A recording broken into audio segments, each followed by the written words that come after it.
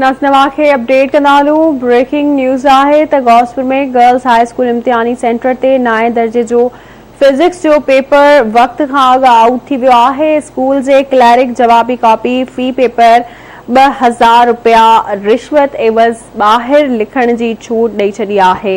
इन जा फुटेज आवाज़ टीवी हथ करे वरता आहिनि। अवां खे अपडेट कंदा हलूं। अहम खबर है तो गौसपुर में गर्ल्स हाई स्कूल इम्तिहानी सेंटर ते 9 दर्जे जो फिजिक्स जो पेपर वक्त का अॻु आउट थी वियो है। स्कूल के क्लैरिक जवाबी कॉपी फी पेपर 2000 रुपया रिश्वत एवज़ बाहर लिखण की छूट ॾेई छॾी है, जंहिंजा फुटेज आवाज़ टीवी हथ करे वरता आहिनि।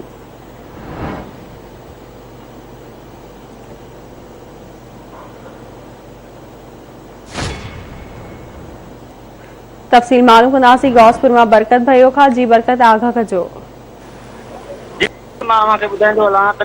गर्ल्स हाई स्कूल के इम्तिहानी सेंटर से 9 दर्जे जो फिजिक्स जो पेपर वक्त का अग में आउट थी वियो हो। गर्ल्स स्कूल के क्लर्क अनवर लौलई पारां जवाबी कापी फी पेपर 2000 रुपया रिश्वत एवज़ बाहर लिखण के शागिर्दाणियुनि के वारसनि के छूट ॾेई छॾी है। शागिर्दाणियुनि जा पेपर वारिस सरेआम होटलन ते लिखी रहा आहिनि, जंहिंजा फुटेज आवाज़ टीवी न्यूज़ पारां हथ करे वरिता आहिनि। गर्ल्स स्कूल के क्लर्क अनवर लौलई पारां केतरनि शागिर्दाणियुनि जा पेपर गरी रिश्वत एवज़ इम्तिहानी सेंटर बदिरां बाहर होटलन से लिखी रहा आहिनि। शागिर्दाणियुनि जा वारिस पेपर बाहर मुकम्मल हल करे पेपर के पूरे थियण ते पेपर स्कूल इंतजामिया वटि जमा कराए अचनि था, पर ज़िले इंतजामिया अहिड़े कुदे कम जो को भी नोटिस नथी अचे। जी मेहरबानी अवां जी अपडेट करण लाइ।